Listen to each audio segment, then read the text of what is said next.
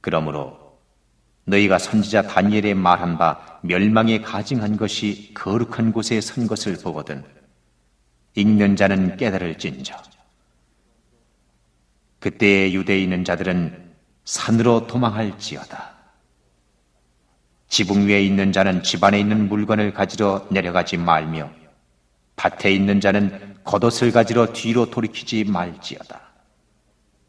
그날에는 아이벤 자들과 젖 먹이는 자들에게 화가 있으리로다. 너희의 도망하는 일이 겨울에나 안식일에 되지 않도록 기도하라. 우리는 지난 시간에 종말에는 어떤 징조들이 있는가에 대해서 들어보았습니다. 미혹이 있고 난리와 난리, 소문과 소문, 큰 지진과 기근, 그리고 큰 온역이 있다고 이렇게 말씀을 드렸습니다. 이 외에도 예수 믿는 것 때문에 고통을 받고 죽임을 당하며 모든 민족에게 미움을 받을 것이다. 많은 사람들이 믿음에서 떠나서 서로 배반하고 서로 미워할 것이다. 많은 거짓 예언자들이 일어나서 많은 사람들을 속일 것이고, 그리고 악이 점점 더함으로 많은 사람들의 사랑이 식어질 것이다. 라는 그러한 징조들로 이렇게 말씀을 하고 있어요. 그리고 15절에는 이렇게 연결됩니다. 선지자 다니엘이 말한 것과 같이 멸망에 가증한 것이 거룩한 곳에 선 것을 보거든. 보니까 다니엘서 9장 27절과 또 11장 31절에 나온 내용을 예수님께서 이렇게 인용을 하셔요. 그런데 여기서 멸망에 가증한 것이 무엇일까요? 멸망에 가증한 것. 학자들은 이 문제에 대해서 여러 가지 말을 하지만 그 대표적인 학설들을 예를 들면 예수님이 오시기 전에 예루살렘 성전에 주피터 신상을 세운 그런 사건이 있습니다. 그 사건이 멸망에 가증한 징조다라고 말하는 학자도 있습니다. 또 혹은 예루살렘 성전에 이슬람 사원이 옛날에 성전이 있었던 자리에 이슬람 사원이 세워져 있어요. 그것을 말하는 학자들도 있습니다. 하지만 여기서 멸망에 가증한 것이라는 것은 누가복음 21장 20절은 이렇게 말씀합니다. 너희가 예루살렘이 군대에서 에워싸이는 것을 보거든 그 멸망이 가까이 이른 줄 알라. AD 66년, 그러니까 예수님께서 오시고 승천하신 이후 30년 뒤에 유대의 반감을 가지고 있었던 그 그리스 사람들이 이 죽은 새 몇 마리를 회당 입구에다 던져서 예배 드리고 있는 그 유대인들을 부정하게 하는 그런 사건이 일어나요. 이에 분노한 유대인들은요, 로마 행정장관에게 가서 이 회당을 부정하게 만든 사람들을 처벌해 달라라고 요청을 하게 됩니다. 하지만 로마 행정장관은 그 사절단을 감옥에 가두어 버려요. 그리고 얼마 후에 예루살렘 성전에 있는 그 헌금에 손을 대요.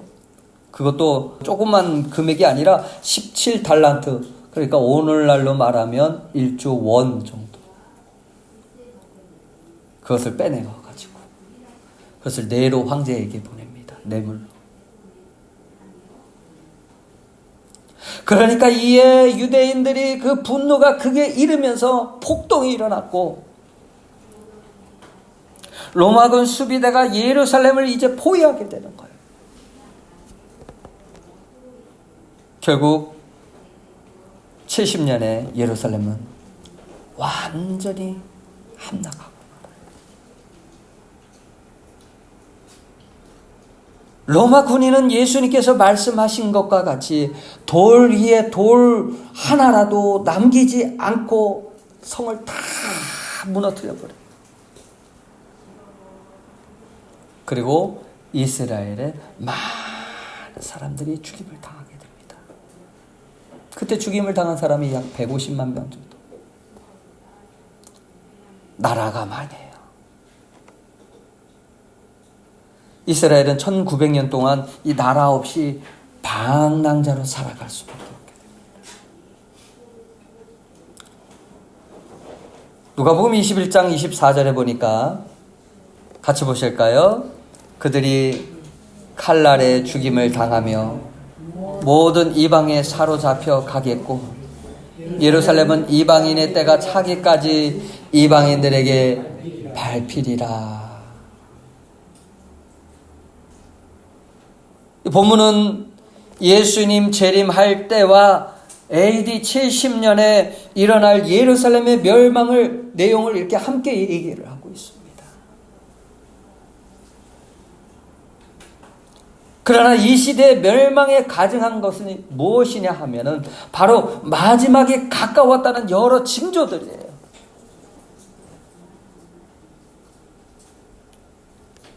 많은 징조들이 있었잖아요. 그 징조들을 보거든. 그렇다면 이 종말을 살아가는 성도들에게 예수님은 성도들이 취해야 할 태도가 무엇인가를 본문에서 얘기를 합니다. 이런 징조가 보이면 첫 번째, 너희는 어떻게 하라? 산으로 도망해라. 예수님은 21절에 큰 환난, 창세로부터 지금까지 이런 환난이 없었고 후에도 없을 것을 말씀하시려는 것을 보아서 앞으로 엄청난 일이 일어날 것을 우리는 알 수가 있습니다. 그때가 오기 전에 너희는 산으로 피해라. 16절, 그때에 유대에 있는 자들은 산으로 도망할지어다. 예루살렘을 다 포위하고 있는데 어떻게 그 포위망을 뚫고 도망할 수 있겠습니까?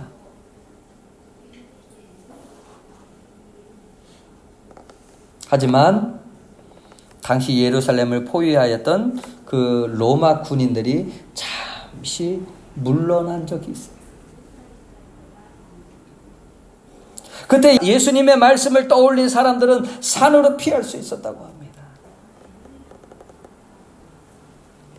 그리고 예수님의 말씀이 이루어졌다면 오늘 우리는 이 말씀을 어떻게 받아들여야 할까요?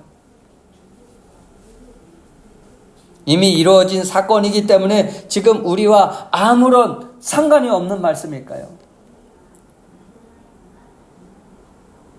그렇지 않습니다.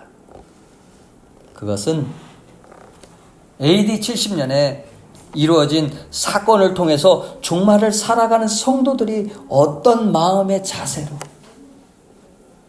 살아가야 하는가? 어떤 마음의 자세?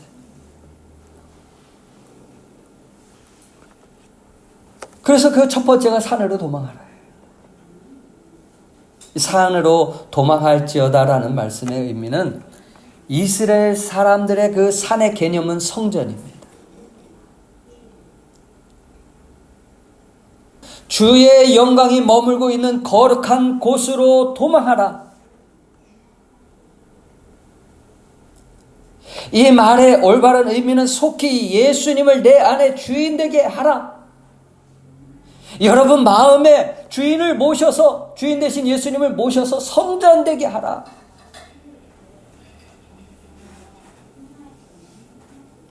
어떤 분은 주님을 영접하고도 주님을 손님 대접하는 것처럼 하시는 분들이 있어요.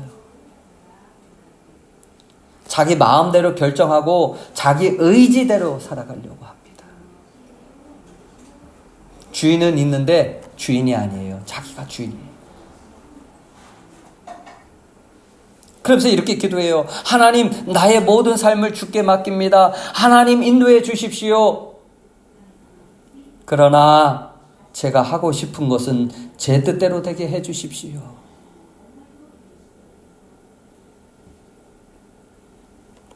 또 어떤 사람이 이렇게 기도해요. 하나님, 저는 주님 뜻대로 살길 원합니다. 주님의 다스림을 받기를 원합니다. 그러나 지금 저의 일이 더 중요해요. 혹 교회에 못 가더라도 이해해 줄 수 있으시지요? 아멘이요? 아직도 우리의 삶의 영역을 완전히 내어드리지 못하는 그러한 그리스도인들이 적집니다. 말하자면 온전한 성전이 이루어지지 않은 거예요. 내 마음에. 예수님이 내 삶의 중심에 오시고 그분을 그렇게 모실 때 온전한 성전이 이루어질 수 있는데 그 성전이 이루어지지 않고 있는 거예요. 이사야 2장 3절 같이 보시겠습니다.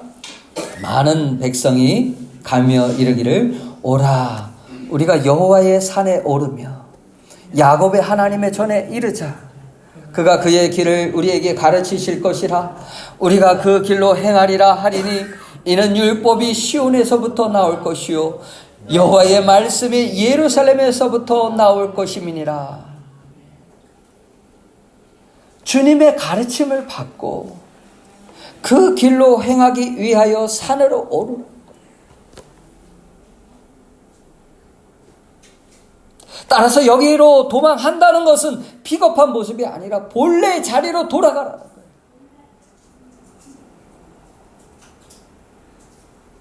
하나님만 전적으로 의뢰한다는 그런 말씀이에요. 급박한 그 심판의 날이 이르기 전에 그런 징조가 보이면 어떻게 해요? 우리가 해야 할 중요한 과제가 뭐예요? 우리의 마음을 속히 여호와께로 돌이키는 거예요. 산으로 도망하라는 거예요.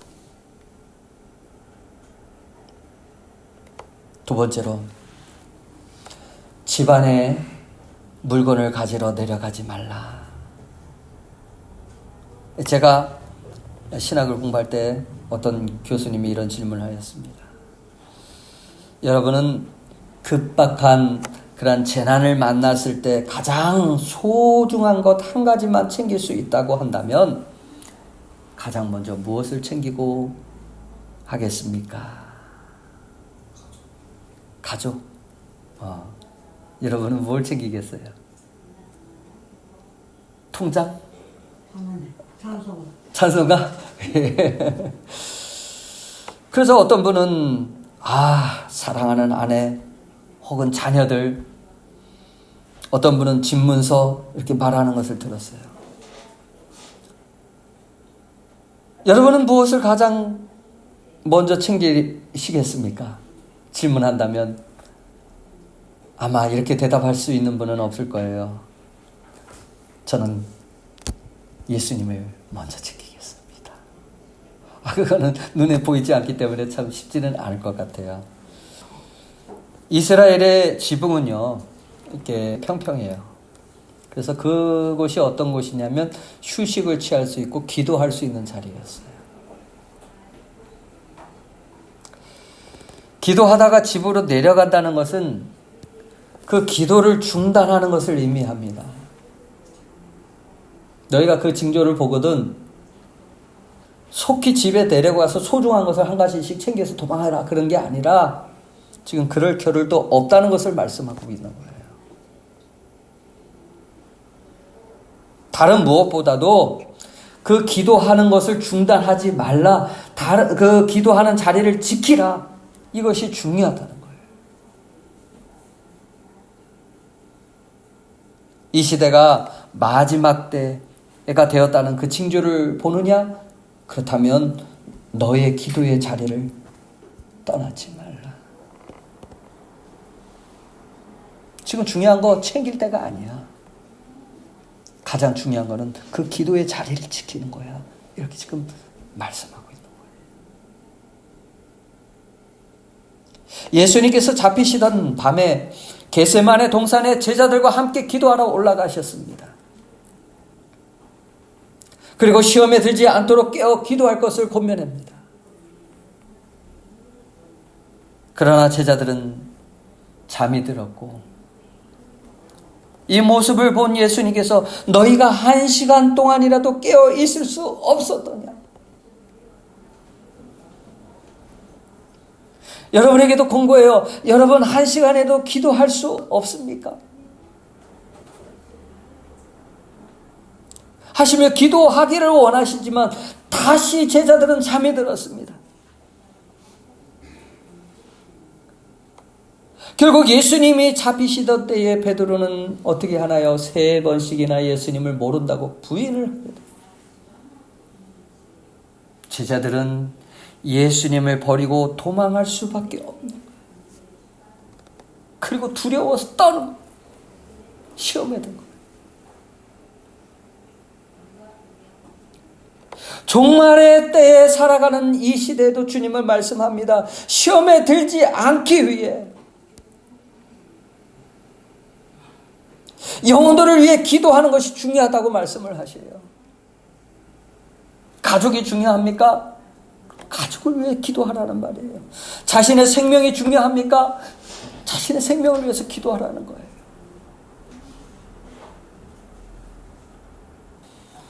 하지만 마음은 원하는데 육신이 약해서 우리의 신앙도 잠자고 있는지 모르겠습니다.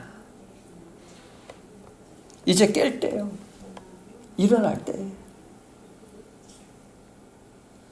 이제 기도의 자리를 지킬 수 있어야 됩니다.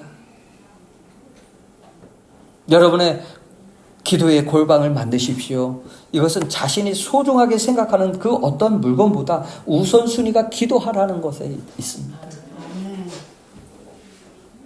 여러분은 기도 많이 하고 계시지요? 기도의 자리를 지키고 계시지요? 잠자리에 들기 전에 그 자리가 기도의 자리가 되길 바라요. 일어나시면 그 자리가 기도의 자리가 되길 바라요. 그렇다면 어떤 기도를 할 수 있어야 될까요? 어떤 기도를 해야 될까요? 예수님께서 가까이 왔음을 깨닫고 재림의 주를 맞이할 수 있도록 내 영혼의 열매를 맺기 위한 기도를 멈추지 말아야 돼요.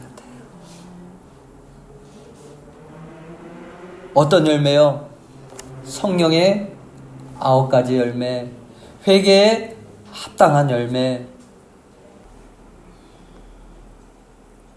기도하지 않아도 경건한 사람이 되고 열매 맺을 수 있는 사람은 아무도 없어요.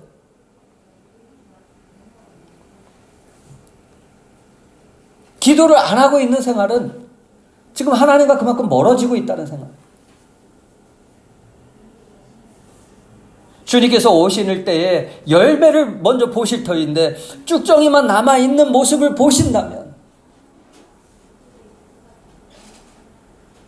결코 주를 맞이할 수 없기 때문에.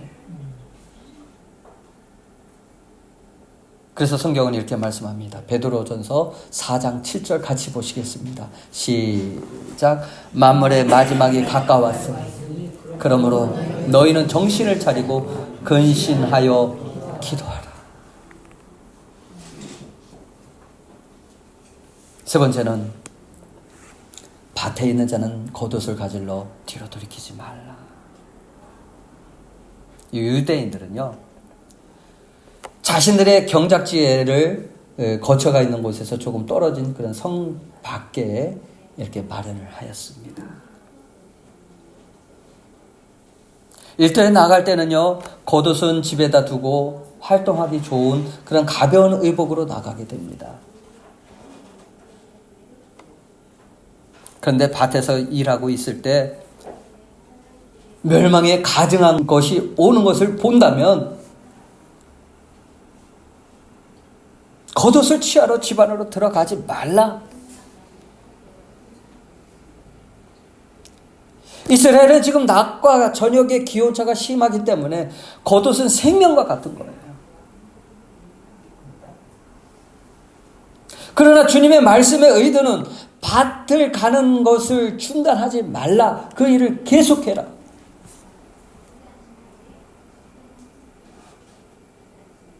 도저히 신경 쓸 여유가 없다는 거예요. 근데 어떤 밭을 말하는 거예요? 마음의 밭. 마음의 밭. 그 재앙을 징조를 보느냐? 너의 마음의 밭을 가는 것에서 멈추지 마. 예수님은 마태복음 13장을 보면은요, 씨 뿌리는 자의 비유를 말씀하시면서 좋은 밭이 되어야 결실을 맺을 때 30배, 60배, 100배 이렇게 결실을 맺는다고 말씀을 하셔요. 기름지고 좋은 땅을 개간하기 위해서 어떻게 해야 되나요? 돌을 치워야 돼요. 가시를 거두어야 돼요. 거름을 주어야 돼요. 풀도 뽑아줘야 돼요.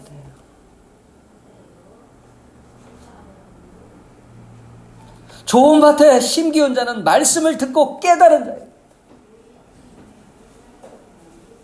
겸손하게 하나님의 말씀을 받아들이고 이에 합당한 생활을 하는 자가 좋은 밭을 만든다. 아무리 좋은 씨앗이 뿌려진다고 하더라도 밭이 좋지 않으면 어떻게 되나요? 좋은 열매를 기대할 수가 없습니다. 이 좋은 밭은 바로 우리의 마음의 밭을 개간하는 거예요. 오늘 바쁜 생활 가운데 우리는 얼마나 하나님의 말씀을 가까이 하고 있습니까? 이 좋은 밭은 착한 마음을 가지는 것이요, 예수 그리스도를 본받는 것을. 아직도 우리는 자신의 고집과 완고함이 깨어지지 않아서 딱딱한 길가와 같을 수도 있습니다. 돌밭과 같이 깊이 뿌리 내리지 못해서 섭섭해하면서 또 염려와 근심이 있을지도 몰라요. 가시밭과 같이 우리 안에는 주님 보시기에 불필요한 것들로 가득 채우고 있는지도 몰라요.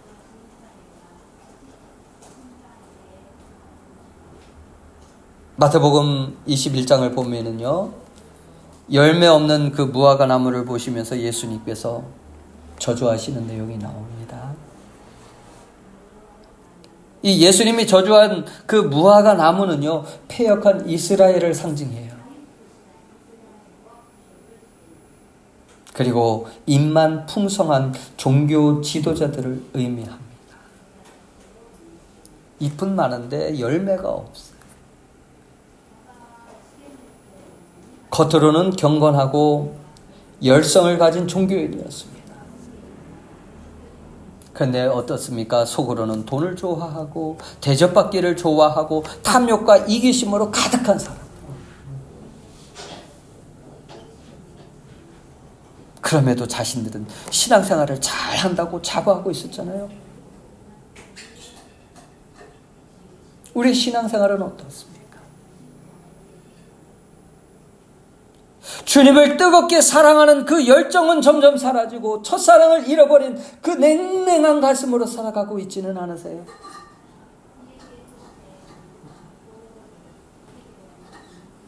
예배를 드리는 것이 그래도 기쁨이었는데, 기다려졌는데 어느 순간부터인가 예배를 드리는 그 기쁨이 사라지고 의무감처럼 행하고 있지는 않으세요? 우리 예배가 의자만 따뜻하게 하고 돌아가는 것은 아닐까요? 구원의 감격도 없이 굳어진 얼굴로 살아가고 있지는 않으세요? 그 이유가 무엇이라고 생각을 하십니까? 우리 안에 하나님의 은혜가 점점 메말라가고 있기 때문에 그래요. 열매를 맺지 못한 잎만 무성한 나무가 되어가고 있기 때문에 그래요. 그러므로 우리는 좋은 열매를 맺기 위해서 순간순간 우리의 삶을 돌아보며 회개하고 주님께 더 가까이 나아가는 자들이 되어야 할 줄 믿습니다. 주님과의 관계에서 멀어진 것이 무엇인지 돌아봐야 돼요. 날마다 말씀을 묵상하고 그 말씀을 지키기 위해 힘써야 할 것입니다. 그것이 밭을 가는 자의 모습이에요. 내 영혼이 메말라 있는데도 불구하고 밭을 가지 않고 있다. 내 모습을 보지 못하고 있다. 안타까운 거예요. 그러면. 네 번째, 어린아이의 신앙은 위험합니다. 19절에 보면은 참 우리가 이해할 수 없는 말씀이 나와요. 아이 벤 자들과 젖 먹이는 자들에게 화가 있으리라. 여러분은 여인이 임신을 해서 아이를 갖는다는 것 얼마나 큰 축복입니까?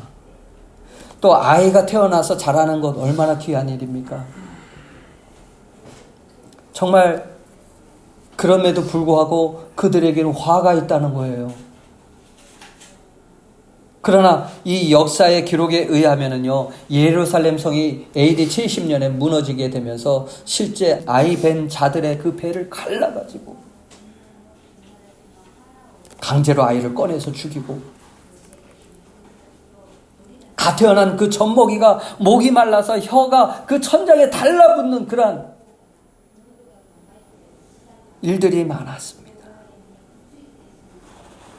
심지어는 아이가 먹는 그 떡까지 빼앗아 먹을 정도로 예루살렘의 상황이 너무나도 비참했다는 것을 보여줘요. 그러나 여기서 아이 벤 자들의 모습은요, 아직도 믿음 안에서 거듭나지 못한 사람들을 말합니다.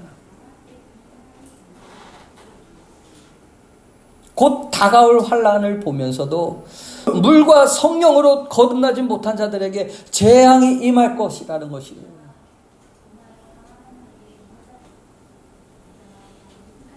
그리고 여기서 젖먹이는 자들은요, 예수님을 믿어서 거듭남은 체험했지만은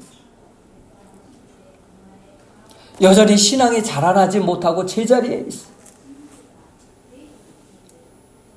히브리서 5장 12절은 말씀합니다. 같이 보시겠습니다. 시작. 때가 오래되었으므로 너희가 마땅히 선생이 되었을 터인데 너희가 다시 하나님의 말씀의 초보에 대하여 누구에게서 가르침을 받아야 할 처지이니 단단한 음식은 못 먹고 젖이나 먹어야 할 자가 되었도다. 너희의 신앙의 연륜을 보면 이미 벌써 장성한 자에 이르기까지 자라나야 되는데, 딱딱한 고기도 먹을 줄 알아야 되는데 아직도 어린아이의 모습. 그런 얘기예요. 아직도 신앙의 초보에 머물고 있는 그 모습.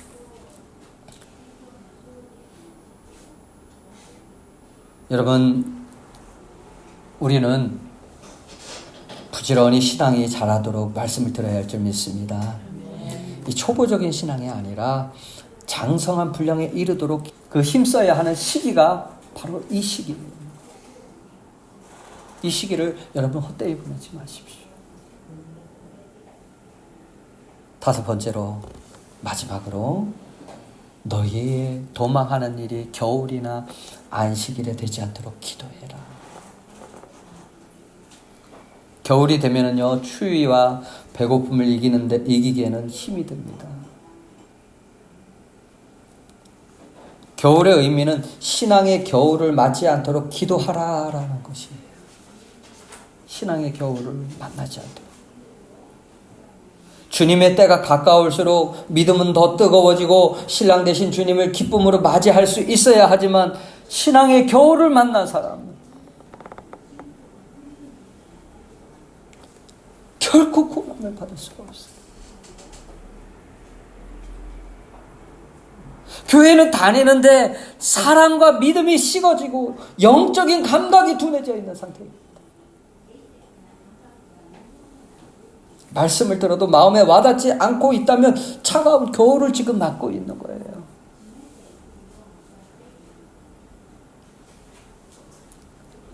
그리고 안식일이 되지 않도록 기도하라는 말씀은 율법과 같이 마음보다 형식과 외식이 치우친 그런 바리새인과 서기관들처럼 되지 말라라는 말입니다. 그리스도인의 모습은 있으나 종교인으로 살아가지는 말라라는, 의식과 형식만 중요시하고 삶의 중심에 예수가 없으면 껍데기만 남는다는 거예요. 그런 성도가 되지 말라. 사랑하는 여러분, 예수님께서 다시 오시는 날 심판대에 서게 될 때 우리의 모습은 어떠한지 한번 생각해 보십시오. 그때도 우리의 신앙이 빛을 발할 수 있겠습니까? 이제 세상은 곧 큰 환난의 시기가 올 것입니다. 하나님은 세상의 죄악을 기억하시고 일순간에 불로 심판하실 거예요. 이러한 이유 때문에 이러한 때가 오기 전에 하나님은 간절하게 성도들에게 권고하고 계시는 거예요. 계시록 18장 4절 주님은 간절하게 말씀합니다. 내 백성아, 거기서 나와 그의 죄에 참여하지 말라. 그의 받을 재앙들을 받지, 죄에 참여하지 말라. 재앙들을 받지 말라. 이 음성은 죄악된 세상에서 떠나서 거룩한 삶을 살기 위한 하나님의 경고의 말씀이에요. 심판받을 세상에서 나와서 빨리 우리의 신앙을 새롭게 해서 재앙을 받지 말라는 거예요.